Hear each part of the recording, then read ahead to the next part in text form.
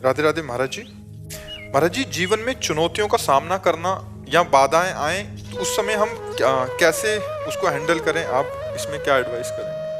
भगवान का चिंतन करते हुए, हृदय में भगवान का आश्रय रख करके किसी भी विपत्ति या परिस्थिति में जब आप भगवान से रास्ता पूछेंगे तो आपको अंदर ही उत्तर मिल जाएगा। पर हृदय से भगवान का आश्रय हो और नाम जब चल रहा हो। अगर नाम जब चल रहा तो कोई विपत्ति है ही नहीं, कोई दुख है ही नहीं। कहा हनुमंत विपत्ति प्रभु सोई, जब तो सुमिरन भजन न होई। जिस क्षण भगवान का भजन नहीं होता, सुमिरन नहीं होता, वही विपत्ति है। और मनुष्य जीवन संकटों से भरा हुआ है, किसी एक व्यक्ति का नहीं, पूरा जीवन। सबसे बड़ा संकट है कि 50, 60, 70, 80 वर्ष में मृत्यु आ जाएगी और वो सब कुछ छोड़ा देगी।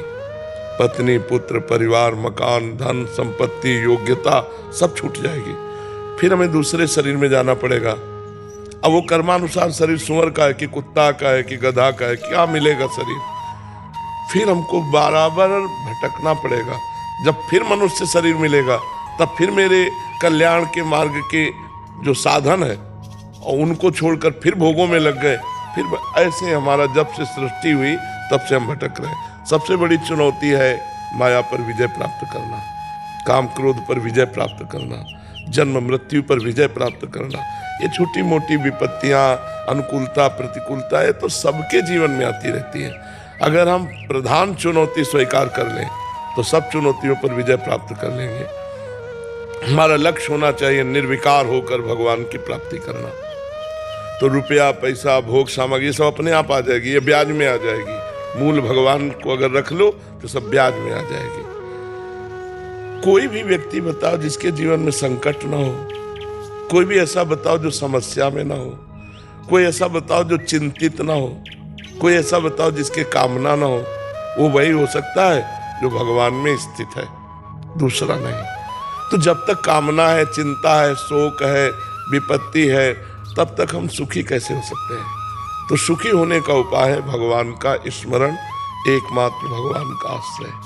सच्ची मानिए, मतलब आप लोग वो बात ही नहीं समझ सकते जो हम अंदर से कहना चाहते हैं। जैसे अपने दिमाग में है कि बिना किए कुछ नहीं होने वाला, तो क्या पूरी सृष्टि आपने कुछ रचा है?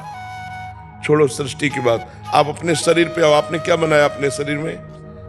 क्या बनाया? आपने बाल बनाए, आपने आंख बनाई, आपने नाक बनाया, सब भगवान का बनाया हुआ ना। आपकी बुद्धि इतनी क्यों नहीं प्रवीण क्यों नहीं कर दी? भगवान ने दी है ना। जितनी बुद्धि दी, जितना बल दिया, जैसा शरीर दिया, जैसा घर दिया, जैसा समाज दिया, वो भगवान ने दिया। अब आप भगवान के लिए क्या कर रहे हो? मैं बता, हर चीज का टैक्स है ना। इतना सुंदर भगवान ने शरीर दिया, इतना सुंदर समाज दिया, इतना सुंदर प्यारा हमें देश दिया। भारत बहुत पवित्र देश है। गंगा यमुना देखो कितना महान देश है, संगम हो रहा है प्रयाग में। देखो ना, गंगा यमुना सरस्वती का और भगवान राम कृष्ण के अवतार, एक से एक महान पुरुषों का अवतार इस धराधाम। हमें ऐसा पवित्र देश दिया। हम भगवान के लिए क्या कर रहे हैं? कुछ नहीं। तो हम भगवान को अपना पिता नहीं मानते, स्वामी नहीं मानते। जैसे आप अपने पिता से पैसा 5,000 मांगेंगे, बोले नहीं देंगे, नहीं आपको देना होगा। ऐसे हम भगवान से मांगे, क्योंकि हमारे है ना भगवान, हमारे पिता है, हमारे स्वामी है, हमारे इष्ट है। पर हम भगवान को अपना नहीं मानते। देख लो अंदर से, भगवान का नाम जप नहीं करते तो हमारे को सुख कैसे मिल सकता है? दैवी संपदाएं तो हमको फिर नष्ट करती ही रहेंगी। सरकारी विभाग है भगवान का। आप होड़ मत मिलाओ दूसरों से अपनी। आप जो है वो बहुत ऊंचाई पर हो, आप बहुत ऊंचाई पर हो। भारत देश में एक पत्नी व्रत, एक पति व्रत जो धर्म है, जो मर्यादा है, वो आपको विश्व में कहीं नहीं मिलेगी। भारत देश में जीवन मुक्त महापुरुष, सती यतियों का देश है। आप अपनी महिमा को खोकर वहां पशु आचरण करने वालों को अपना आदर्श मान रहे हो। वो हमारे आदर्श है। विश्व का आदर्श भारत है। शांति प्रिय, धर्म प्रिय, उदारता, जो गुण भारत में वो आपको कहीं नहीं मिलेंगे। अगर कहीं है तो हमारे किसी ब्रह्म ऋषि की देन है। किसी महात्मा की देन है। तो हमें लगता है चुनौती, विपत्ति, इनसे हम तभी विजय प्राप्त कर सकते हैं जब भगवान का आश्रय हो, धर्म का आश्रय हो, नाम जप हो, तो हम अपने आप विजय प्राप्त। हमारी बुद्धि इतनी पवित्र होगी। जैसे बच्चे ने पूछा चुनौती, तो हमारे सामने चुनौती है। हम हर स्थिति में जब तक श्वास है अपने मालिक का जस गाएंगे और अपने मालिक की गुलामी करेंगे और जय बोलकर शरीर छोड़ देंगे। उनका जय बोलकर शरीर बोले। हम पराजित नहीं है, हम पराजित नहीं है। अगर हम प्रभु की शरण में न हो तो पराजित हो जाए। अगर हम भगवान से जुड़े हैं तो हर कष्ट सह सकते हैं, भगवान से जुड़े हैं तो हर परिस्थिति को झेल सकते हैं। अगर भगवान से नहीं जुड़े तो फिर नहीं, फिर तो पतन ही पतन है। जैसे अथाह समुद्र में पड़ जाए तो मरना ही मरना है, फिर कोई बचना नहीं। और अगर जहाज का सहारा मिल गया है, जल जहाज का, तो हम निकल जाएंगे। भगवान के चरणारविंद है जल जहाज और ये संसार है अपार समुद्र।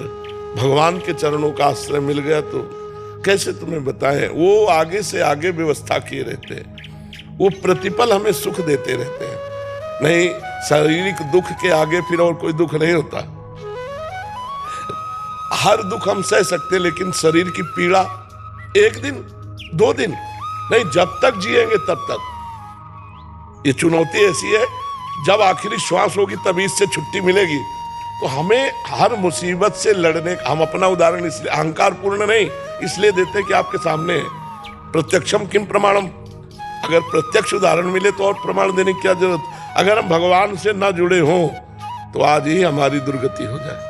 और भगवान से जुड़े तो मुझे भरोसा रहता है और वो हमें प्यार देते रहते हैं। कर तुम अकर तुम अन्यथा कर तुम। वो गूंगे से वेद पढ़वा दे, लूले लंगड़े से पहाड़, तो उनका ये चमत्कार है, वही आपको सुखी कर सकते हैं। एक बहुत बड़े पदाधिकारी कह रहे थे हमारे पास सब मेडल, सब पैसा, सब है, लेकिन अब मुझे डर लग रहा, मरूंगा, अब इससे कैसे बचूं? तो भगवान का आश्रय, भगवान के बिना आपको अंतिम विश्राम नहीं मिलने वाला, ये बात है।